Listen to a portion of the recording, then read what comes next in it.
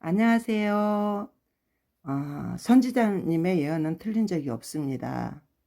광화문 애국자 우리는 이제 어떻게 해야 될 것인가, 그 행동 지침에 대해서 이렇게 말씀을 드리고 꼭 중요한 몇 가지들을 여러분께 이 시간에 알려드리고자 해서 제가 이렇게 방송을 켜게 됐습니다. 지난 주일날 제가 영상을 올려드린 게, 목사님께서 꿈에 하나님께 응답받으셨대요. 무슨 뜻인지 아시죠? 하고 기쁘게 영상을 올려드렸는데, 그 예언이 틀렸나요? 아니에요.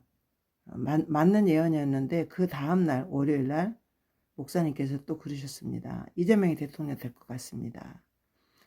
고성국 TV 신의 한수 나오셔가지고 그렇게 말씀을 하셨는데, 그러면 어떻게 되는 거죠? 그러면 안 되는데, 이렇게 말씀을 하시니까 우리 목사님께서, 그런데 90% 투표하면 됩니다, 이렇게 말씀하셨거든요. 그러니까 역시나 그것도 하나님께서 그렇게 말씀을 하신 거죠. 그러니까 목사님의 예언은 한 번도 틀린 적이 없다. 그래서 어떤 분이 왜 목사님이 응답받았다고 했는데 안 됐을까, 이렇게 생각하실까봐 제가 이렇게 말씀을 드립니다. 어찌됐든 이제는 우리가 오늘 잠언 7장, 저희는 날짜별로 한 30년 이상을 계속 잠언 1장부터 31장까지 매일매일, 물론 다른 말씀을 보기도 하지만 한 장씩은 꼭 놓치지 않고 저희 집 우리 자녀들도 그렇고 매일매일 봅니다. 그런데 오늘 말씀 묵상할 때, 저물 때 황혼 때 깊은 밤 흑암 중에, 이런 말이 나와요. 그러면 지금인 것 같습니다. 그때 어떠한 일이 일어나는가? 간교한 여인이 남자를 깨워서 자기 침상으로 끌고 가는 거죠. 내 남편은 먼 길을 떠났다. 내가 준비되었다. 내 침상에 가서 같이 즐기자, 이러면서 죄를 짓게 되는데, 그게 하나님께서 그걸 경고하고 계셨습니다. 저는 그렇게 말씀을 받았고요. 이럴 때 우리가 죄 짓기가 쉽다, 그러면 어떻게 할 것인가?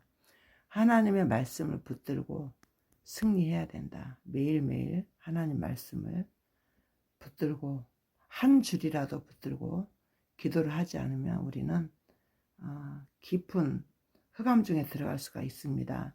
그러면 그 흑암 중은 무슨 얘기입니까? 저는 문재인 정부 시절에 우리 같은 그 업종을 가진 분들이 많은 억울한 징벌적 세금으로, 저도 그랬고요. 그래서 저는 세금을 못 내가지고 집을, 아파트를 담보 잡아가지고 그 세금을 냈습니다. 법인 사업장이나 일반 사업장이나 웬만한 규모가 있으면 그 세무사를 고용을 하게 되죠. 우리가 기장료를 납부하면서 매달. 그런 분들은 지금은 점검을 해야 될 때입니다. 왜냐하면 이 기장해 주시는 분이 약간 요령을 쓰거나 우회적인 방법, 정통으로 가지 않고 그런 분이라면 교체를 해야 될 필요가 있습니다.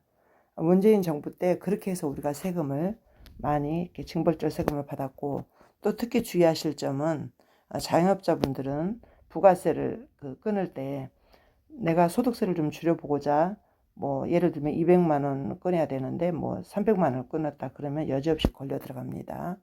그런 경우가 많았습니다.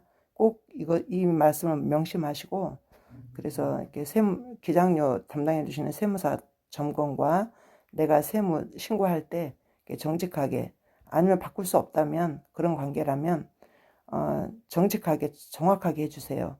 요행은 하지 말아주세요. 이렇게 말씀하실 필요가 있습니다. 지금 상법을 개정해서 소액 주주에게 환원한다. 지배 주주를, 그 일가의 그 이익 부분을 정부에서 지금 손을 대고 있습니다. 상법을 개정합니다. 금방 됩니다. 그렇죠? 그러면 이제 그 대주주들, 그 기업하시는 분들은 참 힘들어지죠. 소액 주주의 그 권리가 세지니까. 그러면 여러분이 생각할 때는 다 박수치죠. 전 국민은. 왜? 나 주식 100주 갖고 있어도 소액 주주라서 아무 혜택이 없었는데 이제는 내가 힘이 세진다.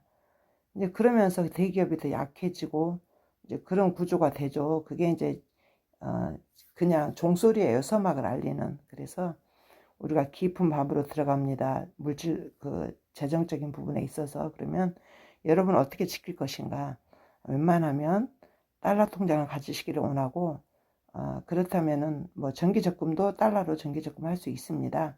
이렇게 있는 거 해약하고 그런 방법이 많이 있으니까 공부해 보시고 그렇게 하시는 게 좋을 것 같고, 미국 우량 주식을 국내 주식 하시는 분들은 사면 좋을 것 같고, 지금 뭐 코스피가 5천까지 올라간다고 방송에서 떠들고 난리를 치지만 여러분, 한국 주식은 언제 어떻게 될지 모릅니다.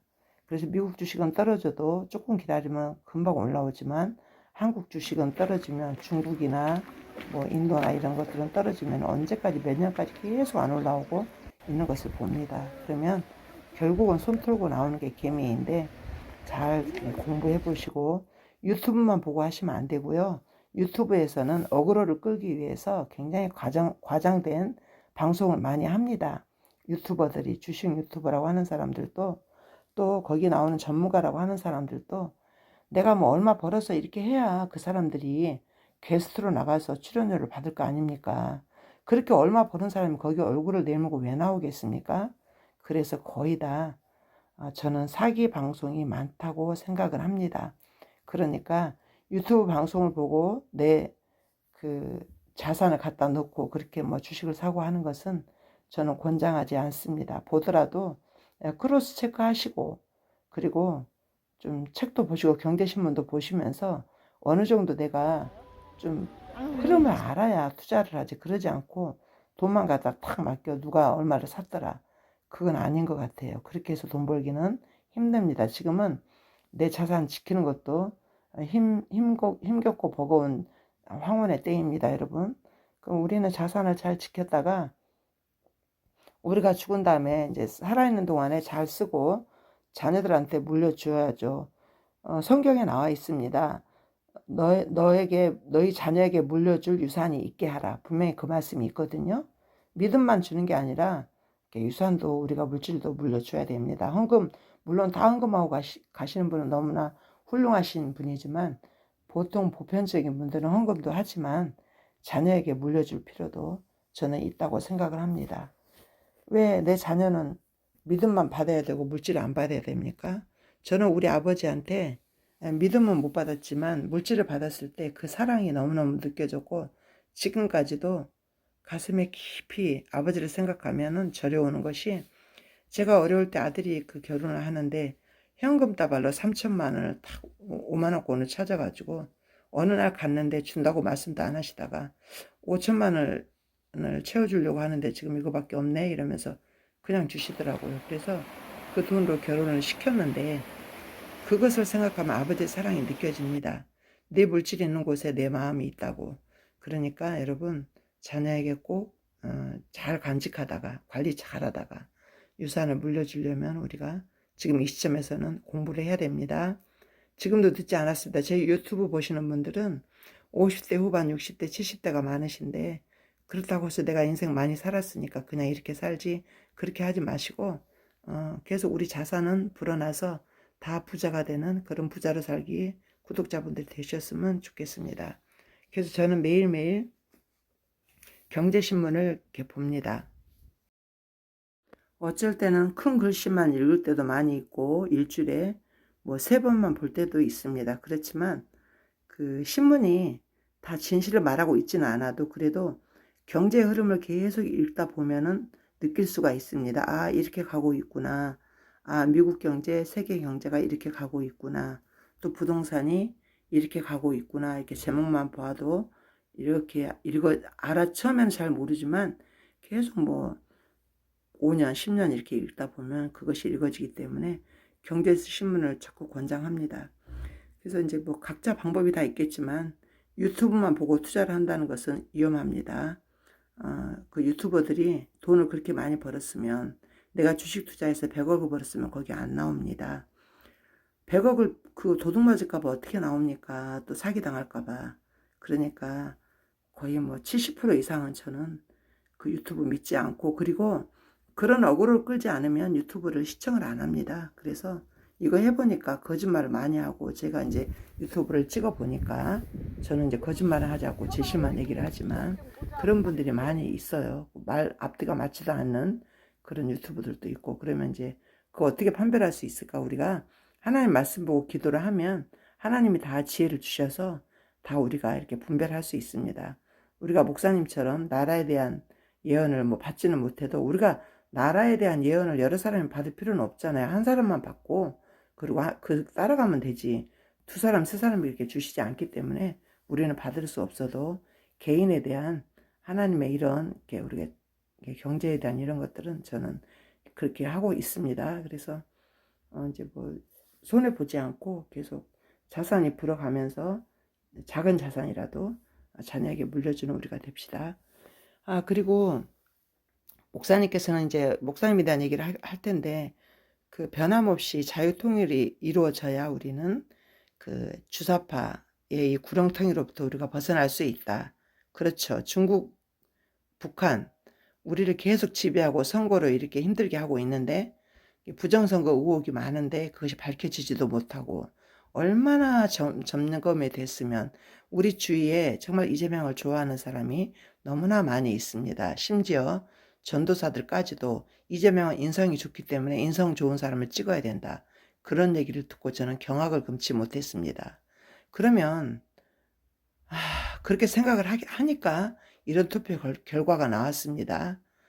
그래서 참 어떻게 해야 될까? 자유통일 되는 수밖에 없습니다. 그래서 주사파 세력을 낱낱이 다 처단하는 길밖에 없는데 자유통일이 되면 저절로 처단이 되고 그 세력은 없어질 것입니다. 그러니까 강화문에 죽은 하사나 나오는 세력이 있고 또 권유에 의해서 나오는 사람이 있고 어쩌다 한번 나오는 사람이 있고 또 한번 가보자 하는 사람이 있습니다. 그러면 중구장창 나오는 사람, 그 사람은 정말 애국자입니다. 그러나 그 나머지 세 부류의 사람들은 죽으나 하사나 나오는 사람에 의해서 좌우가 됩니다. 그래서 우리가 그들에게 신뢰를 보여주고 가장 좋은 방법은 그냥 그들과 그들의 필요한 것들을 채워주는 것인데 무엇이 있을까요? 저는 가장 쉬운 게 그냥 같이 식사하는 겁니다. 같이. 밥 먹을 때 말 많이 하지 마세요. 그냥 들어주세요. 그들이 더 똑똑하고 아주 우리보다 더 말 잘하는 유튜브를 통해서 아주 그냥 많이 듣고 알고 있습니다. 그렇기 때문에 가르치려고 하지 말고 내 생각을 말하려고 하지 말고 나는 돈만 계산하고 들어만 주면 그 사람들이 이렇게 죽은 하사나 나오는 사람으로 이렇게 성장되어 갑니다. 그렇게 해서 우리 세력을 점점 더 늘려가야 될 때다라고 말씀을 드리고 싶습니다. 그리고 이제는 이제 바뀌었으니까 정권이 내가 이렇게 일선에 나서서 해를 당하면 어찌하리. 저번에 문재인 코로나 때 광화문에 한번 참석한 이후로 8.15 때 얼마나 보건소에서 전화 받고 강제로 입원당하고 그런 일이 있었잖아요. 그런 일이 앞으로 있을 수도 있겠죠. 그렇지만 우리는 굴하지 않고 이렇게 아름다운 산천초목을 내가 누리고 내 자녀들이 누려야 되는데 이제 흑암의 세력이 이렇게 정권을 잡게 되면 산천초목도 어두워지게 됩니다. 지금은 이렇게 자유대한민국이었는데 어떻게 될지 우리가 지금 앞으로 분간할 수가 없잖아요. 그것이 정말 흑암의 세력에 뒤덮여 있기 때문에 그렇습니다. 그렇다면 우리라도 작은 등불을 들고 광화문에 서 있어야 이 불빛이 어두워지지 않지 어떻게 하겠습니까?